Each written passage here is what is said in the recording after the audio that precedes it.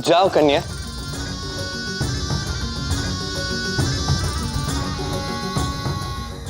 जाओ, भीतर मत जाइए। क्यों कान्हा? भीतर क्यों ना जाऊं? मुझे एक अद्भुत और महाशक्तिशाली शक्ति का आभास हो रहा था। यदि तुम कह रहे हो तो वो शक्ति अवश्य ही शक्तिशाली होगी, किंतु ऐसा कौन है कान्हा जो स्वयं नारायण को भी शक्तिशाली प्रतीत हो रहा है? आप ही ने तो कहा था कि प्रसेन पर आक्रमण किसी मानव ने नहीं किया। हाँ, तो यदि मानव ने नहीं किया तो किसने किया? वो तो शीघ्र ही ज्ञात हो जाएगा। अभी के लिए इतना कह सकता हूं कि हमें भीतर नहीं जाना चाहिए। हम यहीं प्रतीक्षा करेंगे था। उचित, जैसा तुम कहा।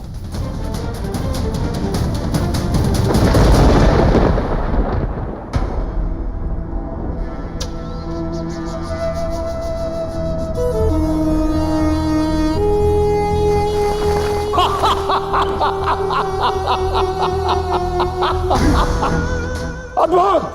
रुक्मणी ने स्वयं ही रुक्मी को द्वारका में आमंत्रित कर दिया, और ना ही वहां रणछोड़ कृष्ण है और ना ही बलराम। इससे अच्छा अवसर और क्या हो सकता है? द्वारिका को अभेद कहता है ना वो कृष्ण।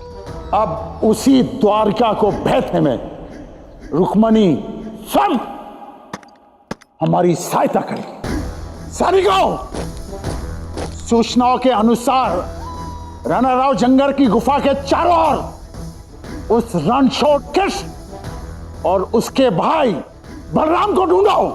बिना एक क्षण गवाए उन पर आक्रमण कर दो। कौन हो तुम?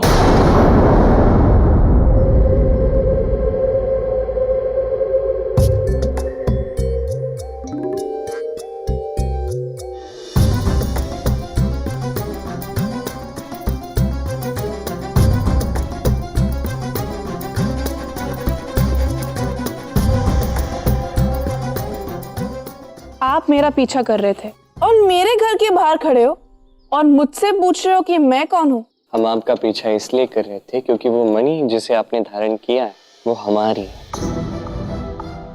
यदि आप हमें लौटा दे तो हम सुख से अभी लौट जाए। ये मणि मेरे पिता ने मुझे दी है, मैं इसे किसी को भी नहीं दे सकती। अर्थात आपके पिताश्री ने प्रसेन की हत्या की है, क्योंकि ये मणि तो प्रसेन के गले में थी।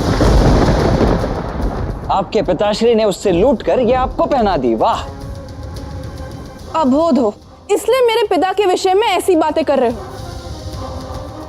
जानते भी हो मेरे पिता है कौन? तुम जानती हो हम कौन? ये कृष्ण द्वारकाधीश, संसार की सबसे शक्तिशाली नगरी का राजा है, और मैं इसका ज्येष्ठ बलराम। व्यर्थ है। आप दोनों मिलकर भी ना एक क्षण भी मेरे पिता के सामने टिक नहीं पाओगे। मेरे पिता से अधिक शक्तिशाली पूरे संसार में कोई है ही नहीं। है कौन आपके पिताश्री? नहीं, क्या नाम क्या है उनका? जामवंत।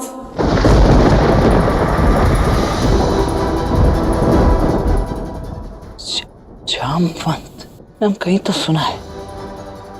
यदि मेरे पिता को पता चला कि आप दोनों ने मेरा मार्ग रोका है तो क्षण भर में आपकी श्वास रुक जाएगी। देवी, हम आपके मार्ग में नहीं आना चाहते, और मेरे ज्येष्ठ ने जो कुछ भी कहा उसके लिए उन्हें क्षमा कर दीजिए। ना हम आपके मार्ग में आना चाहते हैं, ना ही इनकी कोई ऐसी मंशा है कि आपको आहत करे। बस ये मणि जिसे आपने धारण किया है, इसके कारण द्वारका में एक बहुत बड़ी समस्या उत्पन्न हुई है। ये आपके लिए केवल एक आभूषण है, किंतु हमारे लिए एक बहुत बड़ी समस्या का समाधान। यदि आप हमें ये सौंप देंगे तो ये अत्यंत शुभ होगा।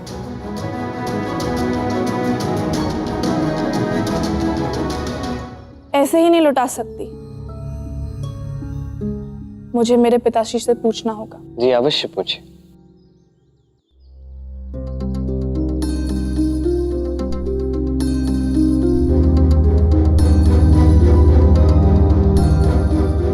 कान्हा, तुमने उससे ऐसा क्यों कहा कि मेरे ज्येष्ठ को क्षमा कर दो? तुम क्या भयभीत हो गए उस जामवंत से? कोई मूर्ख ही होगा जो जामवंत से भयभीत नहीं होगा था। ये क्या कह रहे हो तुम? वैसे जामवंत ये नाम सुना सुना सा लग तो रहा है, किंतु तो कुछ ठीक से स्मरण नहीं आ रहा। कहाँ सुना है मैंने ये नाम? आपको शीघ्र ही ज्ञात हो जाएगा था। और स्मरण रखिए, इस संसार में जाम्बुवन से अधिक शक्तिशाली और कोई नहीं। किंतु कान्हा, जामवंत तो त्रेता युग, तो वो अब तक, मेरा तात्पर्य है कि द्वापर युग तक जीवित कैसे है और क्यों है? मेरे वचन के कारण। त्रेता युग के राम अवतार में हम उससे मिले, किष्किंधा में मिले थे। और था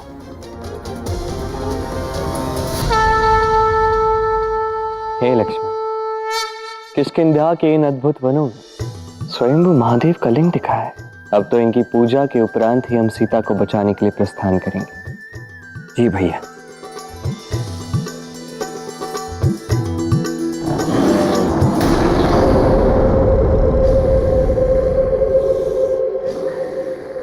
भैया, ऐसा प्रतीत हो रहा है जैसे कोई भालू हमारी ओर आ रहा है। लक्ष्मण, उस भालू का क्रोधित होना अत्यंत स्वाभाविक है, क्योंकि हम उसके क्षेत्र में आए हैं, वो हमारे क्षेत्र में नहीं। प्रयास करते हैं इस समस्या का समाधान हम शांति से निकाले, शक्ति से नहीं।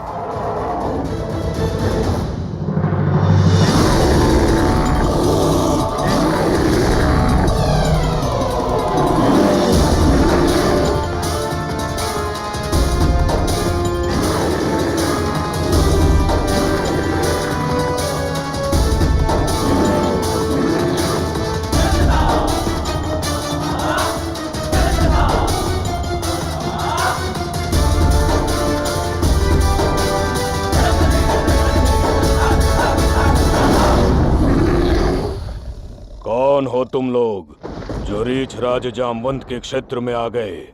हे ऋक्षराज, मैं अयोध्या नरेश का पुत्र राम, और ये है मेरा अंश लक्ष्मण। आप राम हैं? मैंने तो सुना है आप बहुत बड़े योद्धा हैं। यहाँ तक कि लोग कहते हैं कि संसार में आपसे शक्तिशाली मनुष्य और कोई नहीं। उचित ही सुना है आप, इसीलिए ठीक यही होगा कि आप हमारा मार्ग छोड़ दें और हमें जाने दें। नहीं, कदापि नहीं।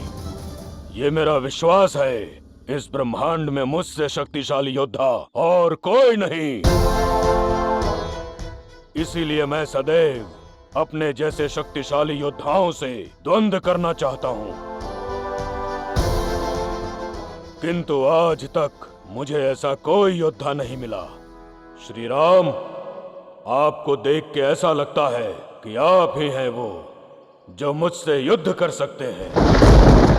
ऋक्षराज, ये मेरा सौभाग्य है कि आपने मुझे अपने जितना शक्तिशाली मान, मुझसे युद्ध की इच्छा की, किंतु मैं इस क्षण आपके साथ युद्ध नहीं लड़ पाऊंगा।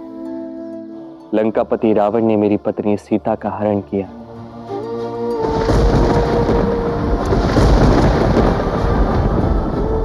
मुझे शीघ्रातिशीघ्र उसे मुक्त करना है। एक द्वंद्व में भला कितना समय लगेगा श्री राम? मैं रीछ राज आपको द्वंद्व के लिए ललकारता हूँ। ये एक योद्धा की ललकार है, आप इसे नकार नहीं सकते। लड़िए मुझसे।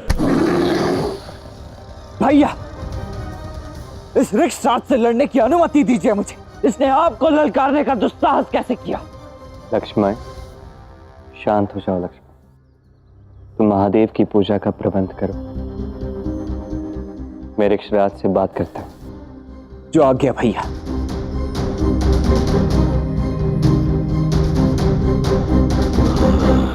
हे ऋक्षराज, आपको ज्ञात है, जब दो योद्धा युद्ध लड़ते हैं तो उन्हें अंत तक लड़ना पड़ता है। इसमें बहुत समय बीत सकता है, कुछ दिन बीत सकते हैं, कुछ माह बीत सकते हैं, और इतना समय अभी मेरे पास नहीं है। आपने मुझे युद्ध के लिए ललकारा है और इसका मैं सम्मान करता हूं। इसे मैं नकारूंगा नहीं। हाँ, हमारा ये युद्ध कुछ समय के लिए विराम पे रहेगा, किंतु उचित समय आने पर मैं आपसे युद्ध अवश्य करूंगा। आप निश्चिंत रहिए। किंतु मैं इस बात को कैसे मान लूं? ये एक क्षत्रिय का वचन है। आप एक अकेले योद्धा हैं जिन्होंने मेरे द्वंद्व के प्रस्ताव को स्वीकार किया। आप सच में शक्तिशाली हैं। मेरे मन में आपके प्रति अपार आदर है, किंतु मैं इस युद्ध की प्रतीक्षा करूंगा। ऐसी प्रतीक्षा, जब तक ये युद्ध नहीं होगा तब तक मैं अपने आराध्य महादेव की पूजा करूंगा, ताकि वे स्वयं हमारे इस द्वंद्व को सुनिश्चित करें। जैसी आपकी इच्छा ऋक्षराज। ओम नमः शिवाय, ओम नमः शिवाय, ओम नमः शिवाय।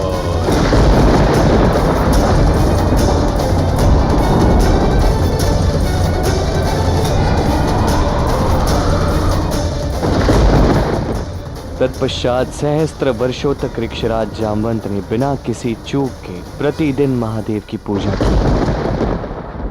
जामवंत,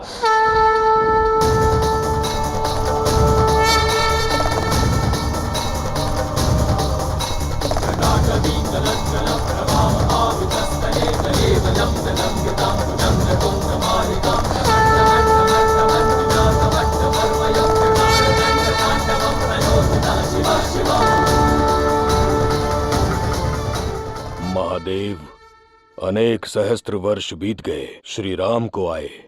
अब कब होगा हमारा युद्ध? जामवंत, वर्तमान में भविष्य जानने का प्रयास अनुचित है, परंतु तुमने इतने वर्षों तक मेरी पूजा का व्रत अटूट रखा है, इसलिए मैं तुम्हें इतना अवश्य बताऊंगा कि श्री राम अपना वचन अवश्य निभाएंगे। उन्होंने एक नए अवतार में जन्म भी ले लिया है और तुम्हारा और श्री राम का द्वंद्व अवश्यम भावी। कान्हा, जब तुमने वचन दे ही दिया और महादेव ने भी कह दिया, तो इसका अर्थ तो एक ही है कि अब जामवंत से तुम्हें युद्ध तो करना ही होगा।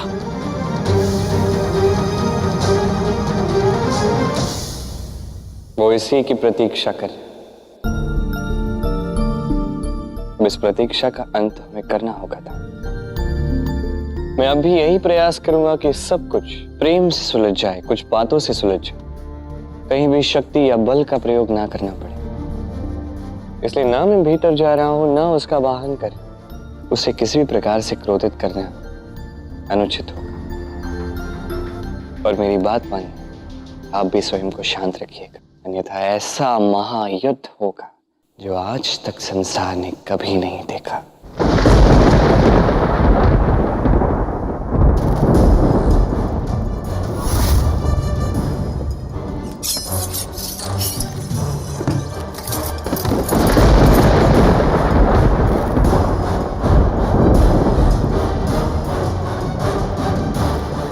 युवराज रुक्मी के आदेशों का स्मरण रहे।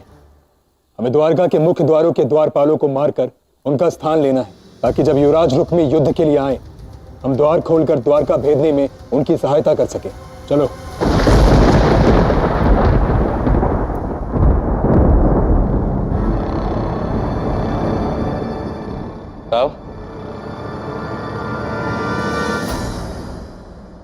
आपको द्वारका प्रस्थान करना होगा।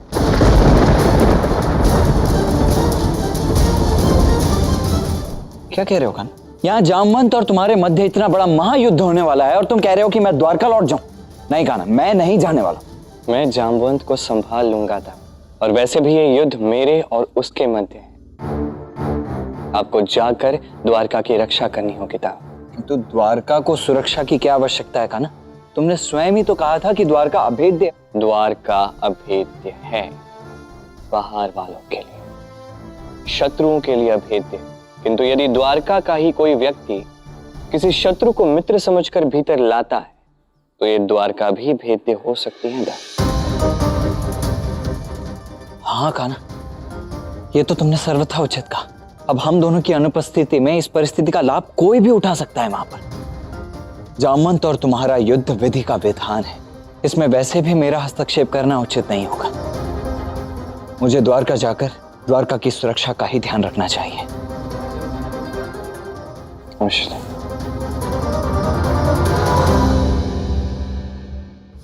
अब इस गाथा में आगे क्या होगा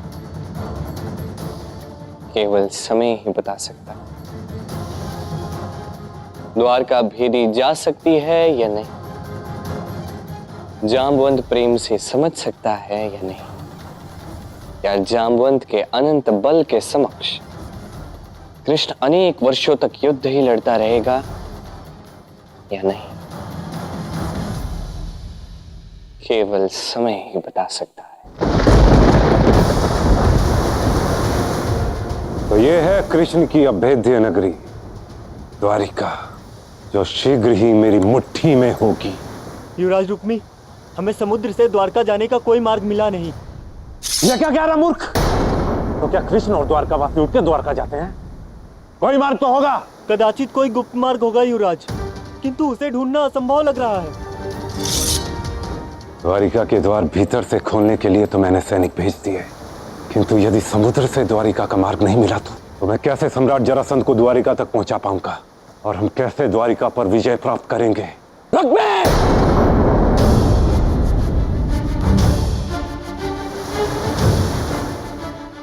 तुझे मेरा धन्यवाद करना चाहिए कि तुझसे केवल तेरे कवच, आभूषण और ये पादुकाएं छीनी जा रही हैं। यदि तुझसे तेरे सारे वस्त्र छीन लिए जाते तब क्या करता तू? द्वारका के आसपास आने का दुस्साहस कैसे किया तुमने?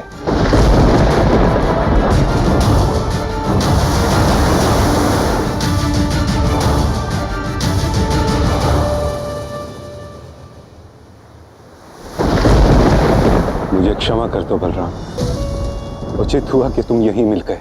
अपने अपराधों के लिए मैंने पिताश्री से तो क्षमा मांगी, किंतु मैं तुम्हारा और कृष्ण का और मेरी बहन का भी अपराधी हूं। मेरी बहन ने तो मुझे क्षमा कर दिया, अब तुम भी मुझे क्षमा कर दो।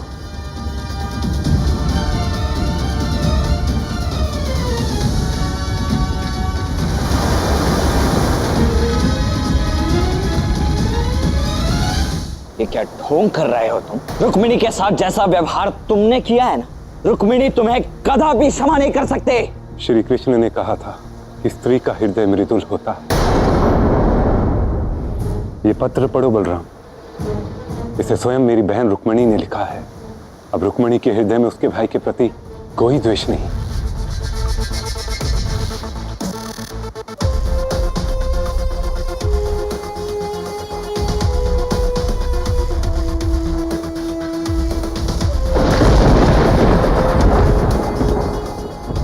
प्रतीत तो यही हो रहा है कि ये पत्र रुक्मिणी ने ही लिखा है।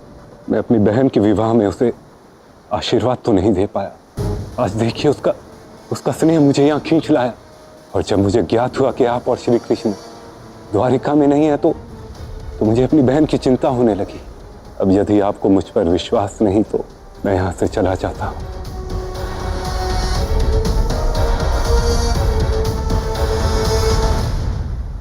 रुको,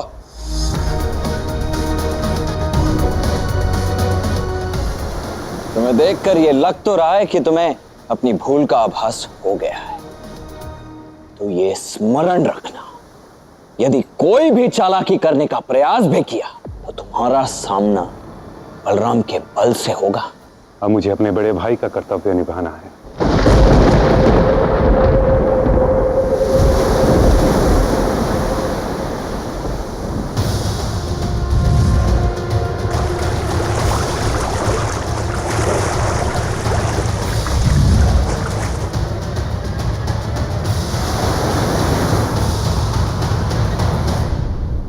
चलो।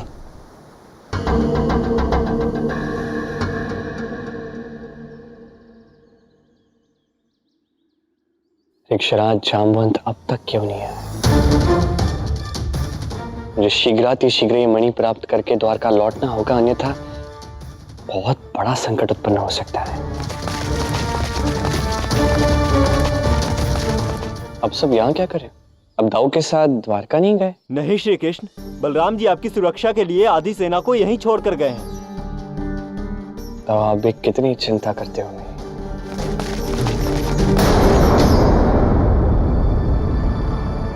100 से अधिक पद चिन्ह एक साथ, ये कृष्ण की सेना के ही पद चिन्ह होंगे। अर्थात वो सब लोग यहीं कहीं हैं। चारों ओर से घेर लो उन्हें, जाओ।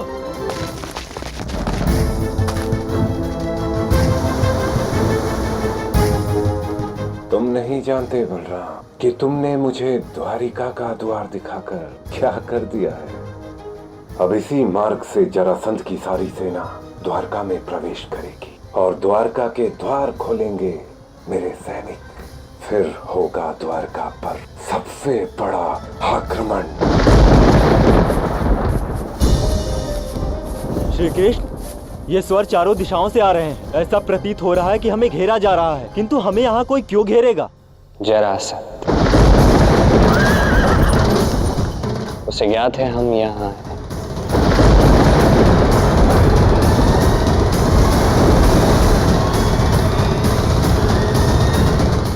ये स्वर चारों दिशाओं से आ रहे हैं। ऐसा प्रतीत हो रहा है कि हमें घेरा जा रहा है, किंतु हमें यहाँ कोई क्यों घेरेगा?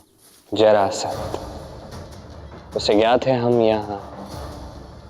हम पर आक्रमण करने के लिए उसने सेना भेजी है। परंतु हमारे अलावा किसी को पता ही नहीं कि हम द्वारका से बाहर हैं। उसे किसने बताया है? इसने बताया है, इसका उत्तर भी मुझे ज्ञात है, किंतु इस समय प्रश्न उत्तर का नहीं, नई योजना का है। यदि उन्होंने हमें घेर लिया और हम फंस गए तो हम पे सभी दिशाओं से एक साथ आक्रमण होगा और हम इससे निकल नहीं पाएंगे।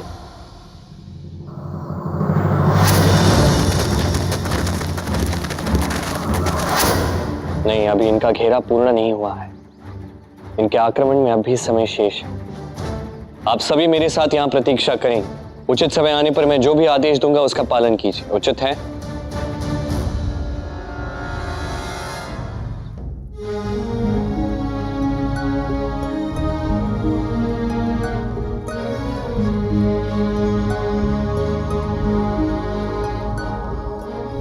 बहना, प्रणाम भ्राता रुक्मी। अब श्री कृष्ण कहाँ हैं? क्या मुझे इन्हें बताना चाहिए कि कान्हा जामवंत जैसे महायोद्धा से लड़ने वाला है? नहीं नहीं, ये बताना उचित नहीं होगा। कान्हा वहीं रुका है, वो मणि ढूंढ रहा है, किंतु यहाँ द्वारका की सुरक्षा के लिए कोई था नहीं तो उसने मुझे यहाँ भेज दी। दाऊ, मैं जानती हूँ कि आप कुछ तो छुपा रहे हैं, और मैं ये भी जानती हूँ कि आप इसलिए कर रहे हैं ताकि रुक्मिणी और चिंतित ना हो।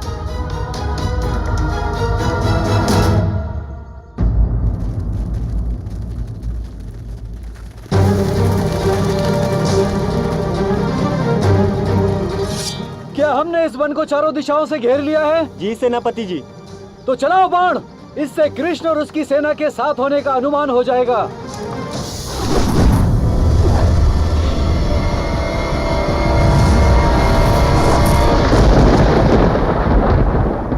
सैनिकों, ढाल का प्रयोग करो।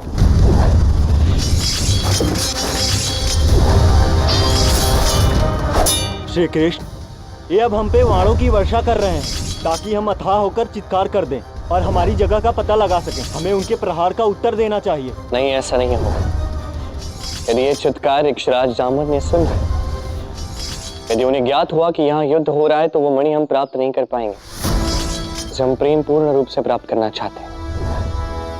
हो सकता है इसे सुनकर वो हम पर आक्रमण करते हैं। कोई सैनिक जाकर जरासंध की सेना पर दृष्टि रखो। यदि वो हमारे समीप पहुंचते हैं तो हमें सूचित कर दिया जाए।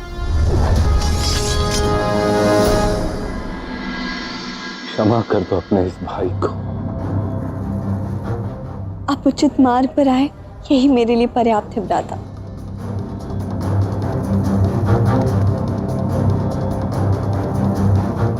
लगता है रुक्मी सत्य में सुधर गया है। रुक्मिणी, भाई बहन के इस मधुर मिलन को देखकर मैं अत्यंत प्रसन्न हूँ। किंतु मैं प्रसन्न नहीं हूँ बलराम जी। अब तो मुझे पूर्ण विश्वास हो गया है कि मणि ढूंढना केवल एक बहाना मात्र है, अन्यथा इतने कठिन कार्य के लिए आप श्री कृष्ण को कतई अकेला नहीं छोड़ते। क्योंकि मेरा यहाँ लौटना कान्हा की ही इच्छा है और मैं अपने अनुज की इच्छा का मान सदैव रखता हूँ।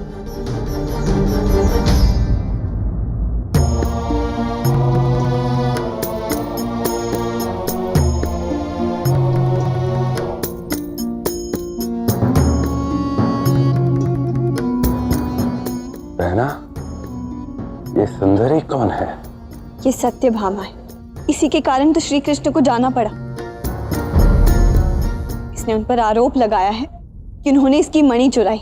मेरा आरोप सही है या नहीं ये श्री कृष्ण के लौटने के बाद ही पता चलेगा, और तब तक मुझ पर कोई आरोप लगाना अनुचित होगा। रानी रुक्मणी।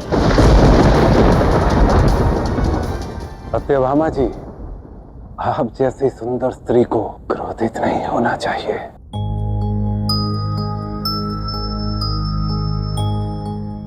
भ्राता रुक्मी, आपको इसके रूप पे मोहित होने की आवश्यकता नहीं है। ये केवल शरीर से सुंदर है, मन से नहीं। उचित बहना। दाऊ, तनिका आप मेरे साथ आइए। हाँ हाँ, चलो आया अभी।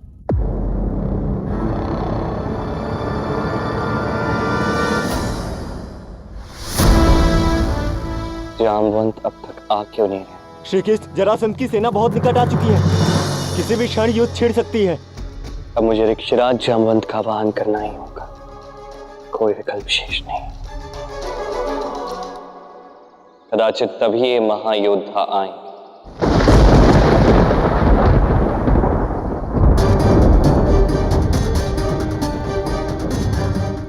क्या हुआ राधा, कहाँ ले जा रही हो मुझे?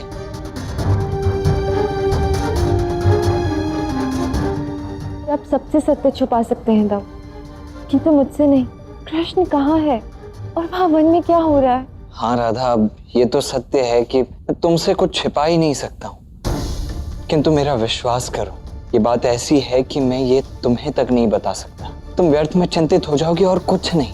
बस इतना समझ लो कि कान्हा एक अत्यंत महान कार्य करने वाला है। ऋक्षराज जामवंत, मैं आपका आवाहन कर रहा हूं, आवाहन कर रहा हूं।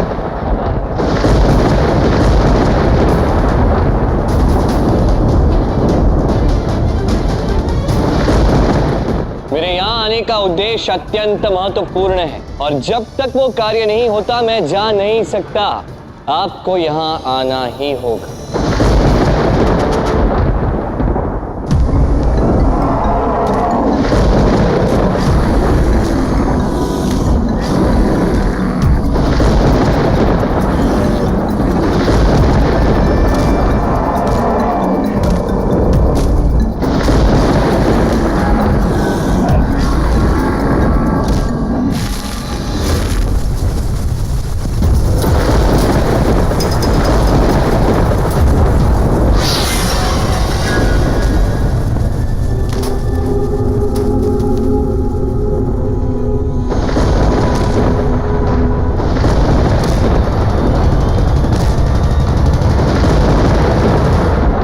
ऋक्षराज जामवंत को द्वारकाधीश कृष्ण का प्रणाम। मेरी पुत्री ने तुम्हारा परिचय दिया था, केवल इतना बता दो कि महाबली चिरंजीवी जामवंत का आवाहन करने का दुस्साहस तुमने कैसे किया? आपकी पुत्री के गले में जो मणि है वो हमारे राज्य का है ऋक्षराज, कृपा कर उसे लौटा दो, क्योंकि उसके कारण हमारे राज्य में एक बहुत बड़ी समस्या उत्पन्न हो। मेरे कुल का, हमारे राज्य का मान सम्मान दांव पर लगा है। वो मेरी मणि है, मैं उसे क्यों लौटाऊं?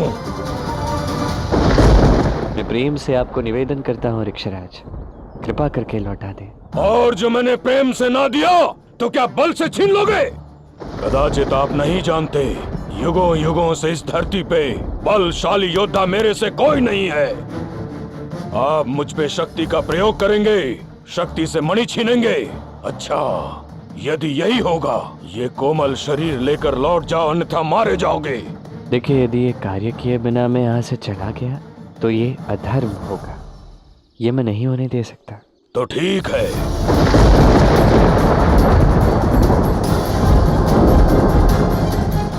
मैं भी बहुत समय से एक बड़े द्वंद्व की प्रतीक्षा में हूँ।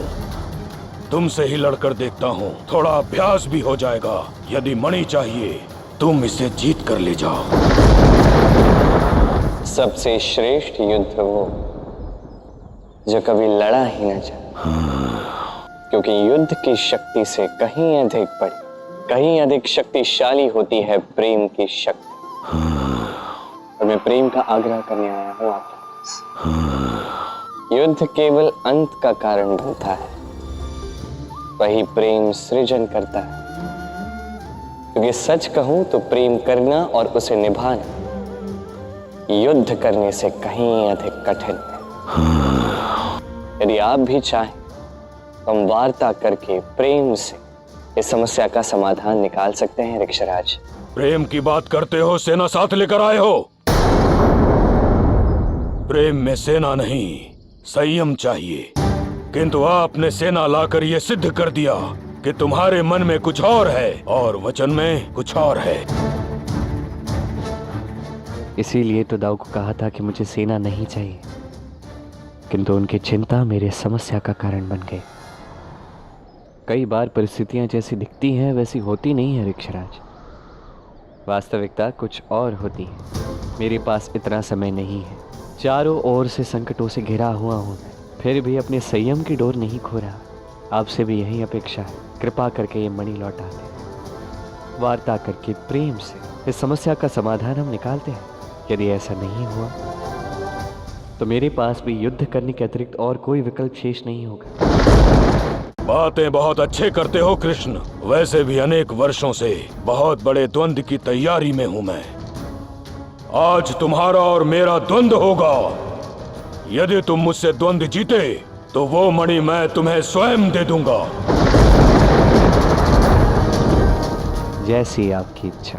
तो आओ मेरी गुफा में, किंतु स्मरण रहे, इस गुफा से या तो तुम मणि लेकर बाहर जाओगे या कभी नहीं आओगे।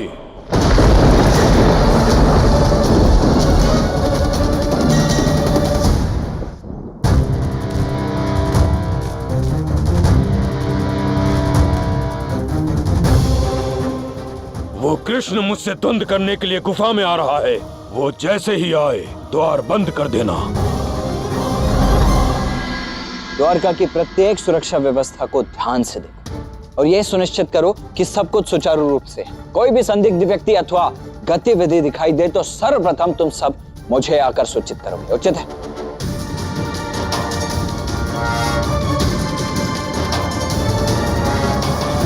बलराम जी, एक प्रश्न था मेरे मन में। पूछो।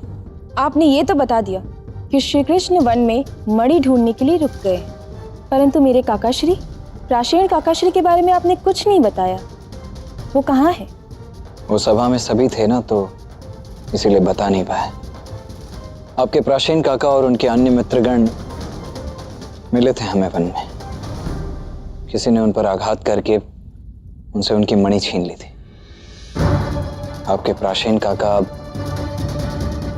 जीवित नहीं है।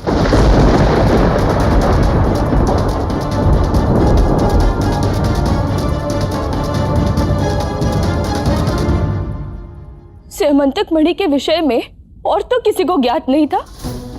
कदाचित श्री कृष्ण ने लालच में आके मेरे काका श्री को मार दिया। सबने मुझसे कहा कि मेरे काका श्री की मृत्यु हो गई, परंतु मैंने कभी विश्वास नहीं किया। आपके भ्राता केवल चोर नहीं, श्री कृष्ण एक हत्यारे भी है।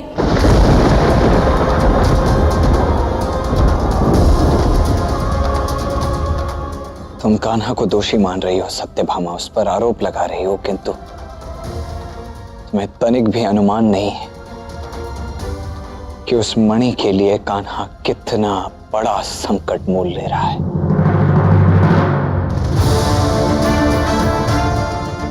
मुझे ये द्वंद्व लड़ना होगा। मैं भीतर जाऊंगा, तत्पश्चात हो सकता है मुझे समय लगे, कुछ भी हो सकता है।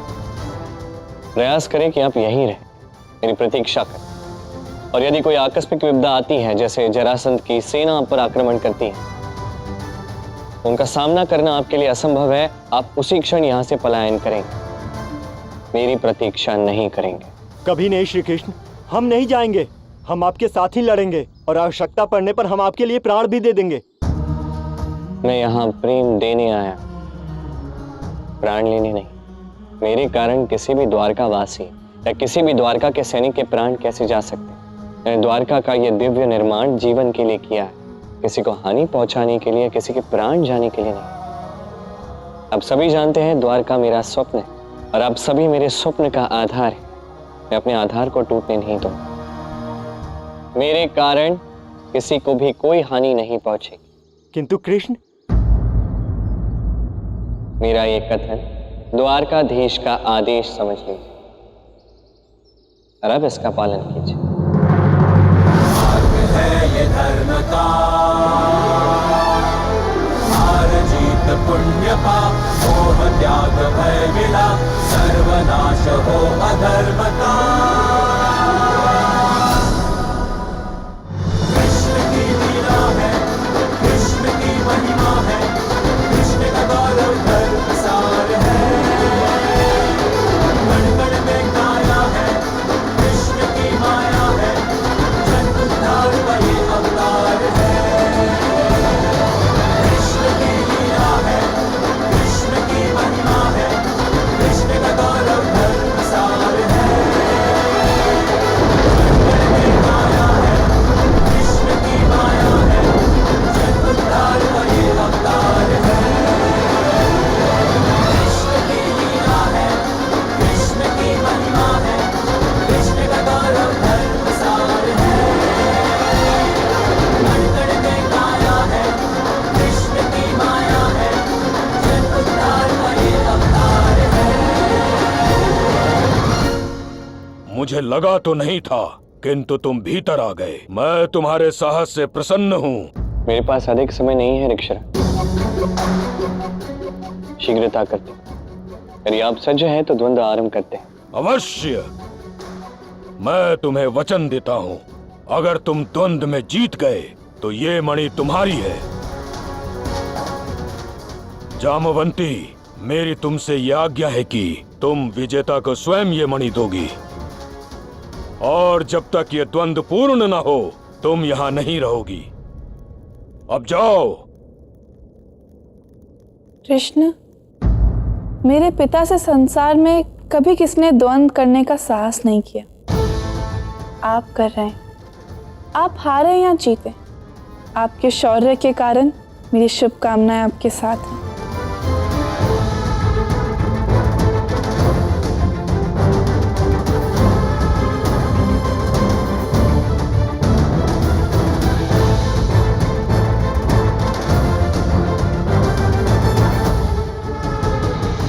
मैं जानता हूं तुम साहसी हो, किंतु मैं वो हूं जो युगों युगों से जीवित है। मैं वो हूं जो एक ही प्रहार में रावण को धराशायी कर दिया था। मैंने मेघनाथ को परास्त कर दिया था, जिसने एक ही क्षण में वामन नारायण के विराट अवतार के 4 चक्कर लगा लिए थे। तुम शीघ्र ही मुझसे हार जाओगे।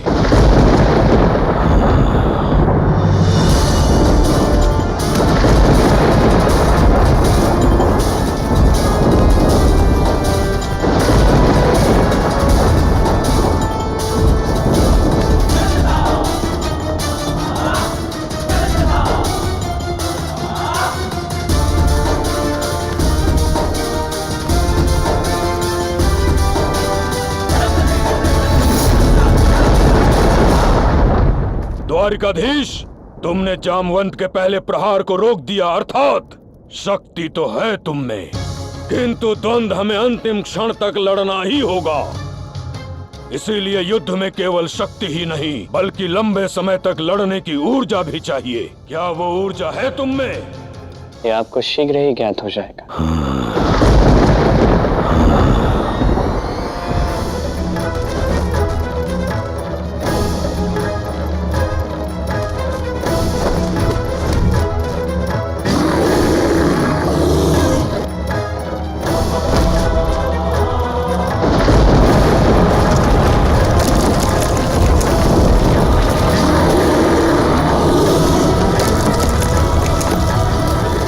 शक्ति से लड़ो कृष्ण, ऐसे यहाँ वहाँ मत भागो। गुफा का द्वार बंद है, तुम्हारा बाहर जाना असंभव है, और तुम्हारे पास केवल एक ही विकल्प है, तुम्हें मुझसे लड़ना ही होगा।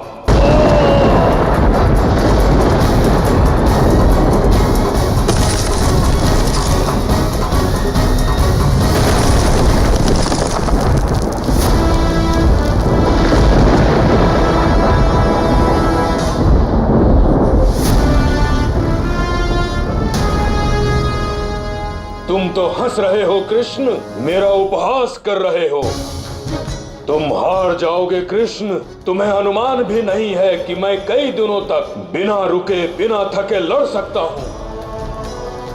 मैं अपने इन नाखूनों से तुम्हारी छाती फाड़ दूंगा।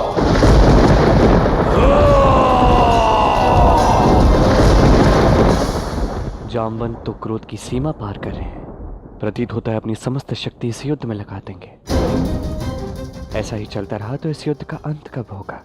इन्हें परास्त करना कठिन प्रतीत हो रहा है।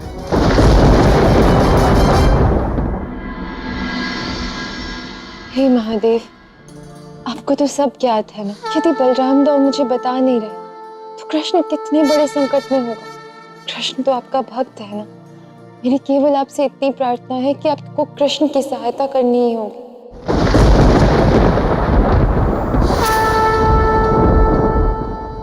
देवी राधा, ये एक द्वंद्व युद्ध है जो दो लोगों के मध्य लड़ा जाता है। और वैसे भी इस द्वंद्व का होना तो युगों से सुनिश्चित था। और जितने कौतूहल से अन्य सभी देवता इस द्वंद्व को देख रहे हैं, मैं भी इसका उतना ही आनंद ले रहा हूं, क्योंकि इसमें एक और है ब्रह्मपुत्र जामवंत,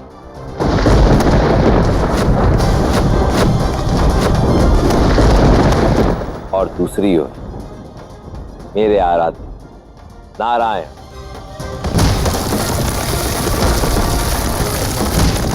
कदाचित ऐसा पहली बार हो सकता है कि जामवंत के अनंत बल और शौर्य के समक्ष पराजय स्वीकार करनी पड़ जाए।